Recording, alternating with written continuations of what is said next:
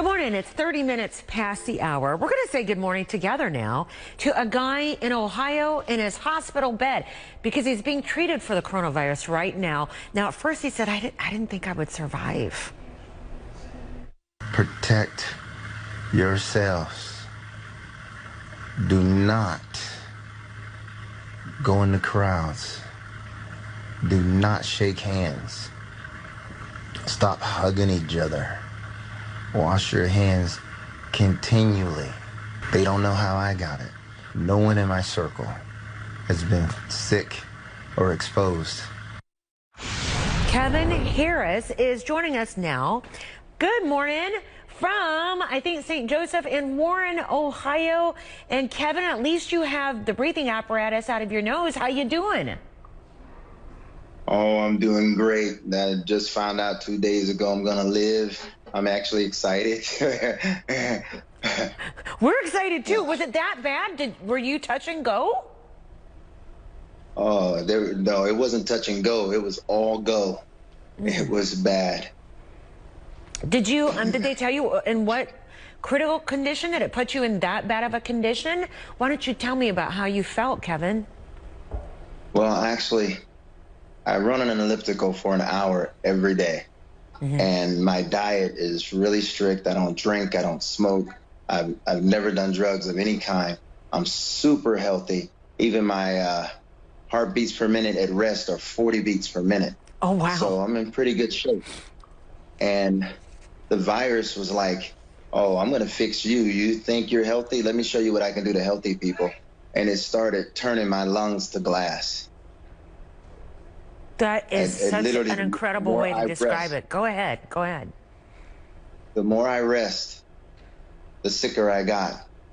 And it's really weird because it lets you feel better when you lay down, when you breathe slow. But the whole time, your lungs and your body is defeating the whole purpose. You start to turn to glass and it crystallizes and more of your lung capacity is taken away from you. But when you get up to move, your air drops to half, your air consumption, you choke, you throw up, the pain, the headache, everything comes back when you move, but that's what keeps you alive. It helps your immune system to fight back. But the virus makes you feel good about laying down. It's almost like a high because you get this feeling that I just want to lay here forever. But you know if you breathe, you're getting less and less and less oxygen, and sooner or later you're going to go into respiratory failure and cardiac arrest. So they make you get up then? Oh my God, yes, they make you get up. And when they make you get up, you throw up, you cry like a little baby. And I can remember the first time it happened. After I threw up, I could breathe. So the next time around, I tell the nurses, no matter how much I beg, do not lay me back down. Make me go through it. It takes about 20 minutes to go through one of those episodes. But once you get to the other side of it, you can breathe a little bit better. I mean, it's the weirdest thing. You think you're going to die during one of those episodes. You know you're going to die, but then you don't. When just the opposite, when you lay in the bed, the fever goes away, the headache goes away, the body pains go away. You feel this relief come over your whole body, and it's killing you. Wow. Kevin, I have never heard anybody explain these episodes as well as you just did. Now I can see why there's such panic and alarm about ventilators and why people need ventilators and they're afraid they don't have enough in the hospital system in the United States. Did you have to be on one? No, they did everything they could to keep me off a ventilator. And that's, another one of those misconceptions. I know they're only trying to help and keep people from panicking. But if you don't breathe on your own and your immune system does not kick in, you are going to die. Kevin, I think that your words can be a big wake-up call for a lot of people who might be gallivanting around on a beach or, out saying, oh, I'm young. You got some advice, I bet? Well, I'll tell you this. I didn't know I had the coronavirus. I thought I had the flu. Even when I came in the hospital, every doctor in this hospital said, you don't have the symptoms. it's not that bad. It doesn't go this way. It doesn't go that way. You have some very, very bad pneumonia. Until 3 days later when the test came back and they're all sitting there with their mouths open like, we don't know what to do. When your doctor says to you, there's nothing we can do and you need to pray and beg God for mercy. I never heard a doctor do that before, but I heard that in this situation. And I thought, that's what I said. Are you actually saying this to me? And, it came down to one of those moments of truth where they can either lie to you or they can tell you the truth because one day they got to see God too. And that's what it came down to. No one could tell me I was going to live. Do you know, are you St. Joseph's first coronavirus patient? Actually, I am. And I'm the first one in our valley, in the county. And the thing about that was I own a body shop and construction. We do a bunch of other things. So I see 30 to 40 people a day, most of which I've never met before.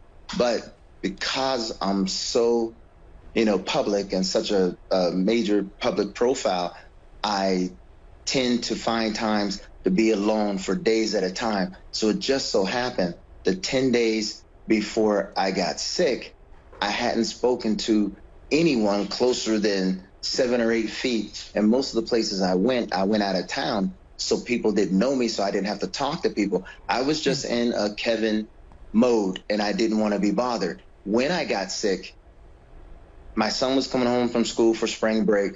My employees wanted to come over and check on me, and I wouldn't let anybody in the house. I kept telling them, you cannot come in here. Whatever I got, it is bad, and you don't want this flu. Because the doctor saw me for 30 seconds, and no test, no nothing, said, man, you got the flu really bad, and gave me Tamiflu and sent me home. And fortunately, that was the only place I had gone to. Now, the killer of all that is that law thing. I kept laying in the bed because I felt better when I laid still. And then one day I realized I'm not going to be able to breathe the next time I have an episode. And they got me to the hospital. And then, like I said, 3 days later, I got the coronavirus. No one thought I had it. And it felt completely different to you. Isn't it strange how some people report, oh, I just had a sore throat, a bit of a cough. Well, other people like yourself, an exerciser, only 55, it has you in a hospital bed. Kevin, what are they telling you right now? How long may you have to be there? You've been there 11 days, I think. How are you now? Well, to be quite frank with you, yesterday they said, there was nothing that we could do for you when you got here, so you're getting better and you're not on oxygen anymore. So you can go home and ride the rest of this out. You don't have a fever, haven't had a fever for 3 days. The problem is they said you have to be in total isolation, but you're not strong enough to walk. So somebody has to take care of you. I'm like, what? How do I be in total isolation, but somebody has to take care of me? And then I said, how do I get home? Oh, we're going to call you a cab. Okay, so you're going to call me a cab? Who's going to drive the cab? My kids aren't going to come and get me. I'm not letting them anywhere near me. And, well, I asked them, are your kids going to take me home? They looked at me like I was stupid. So now, we don't know what we're going to do. I do know that until I test negative, they're going to have to pull me out of here kicking and screaming and just throw me out of the hospital, because I was lucky and fortunate that I did not expose hundreds of people that I normally see during a week to this virus, simply because I wanted to be alone. So God had me in that mode where I just wanted to be alone for a while, but it saved my community. And now you want to throw me out there. I haven't had a negative test. I've actually had 5 tests. The first 3 came back bad. The 4th one came back, and then they did a 5th one 4 days ago. And when I asked for the results, they said, well, the CDC said we took it too soon, so we don't have any results, but we're going to send you home. And like I said, now they're trying to figure out, how do you send me home to total isolation, but I got to have somebody take care of me because I can't walk? That might be the first time that a complication like that has been illuminated for us, and that is, are you strong enough once you have this to go home? But you have to self-care as well as self-isolate, and that in itself for many people's conditions will be a contradiction. Kevin Harris. Exactly. And Kevin Harris, who's joining us right now from his hospital bed, I'm telling you, in Warren, Ohio. And he also wanted to point out, too, that he hasn't gone to exotic places. He went to Cleveland. That's as far as he got. And somehow has come down with coronavirus. Hey, Kevin, how you passing the time? Robin, I am so sick, I do not care. Got it. I don't care if I sleep in the dark. I don't care if I be alone. You know, one thing is that the healthcare workers are those, I mean, you talk about heroes. They come in here with smiles. They have children. They've even got people in the community ostracizing them for taking care of me. And these people are risking their lives and the lives of their families, but the community is rejecting them because everybody's scared of the virus. I've never seen anything like it. Let's they not still do that, keep right? They are the coming heroes. Yeah, and they know what I've been through. Imagine, they don't want this, but they've had to listen to my story 100 times, how it takes me an hour to get to the bathroom. My bathroom is 50 feet away from my bedroom, and I'd have to go 10 or 15 feet and lay on the floor for 20 minutes to catch my breath and then continue to the bathroom. I mean, this is real. And this is one of the reasons why they don't want to send me home now, because they already know I went through 6 days where I crawled to the bathroom or I made a ham sandwich on the floor of my kitchen because I couldn't get up against the counter and the table to put Miracle Whip on my sandwich. I ate my sandwich on the floor with my employees standing outside the door begging me to let them in the house. And I told them, no, they can't come in here. This is bad, Robin. It's going to be really bad for a lot of people.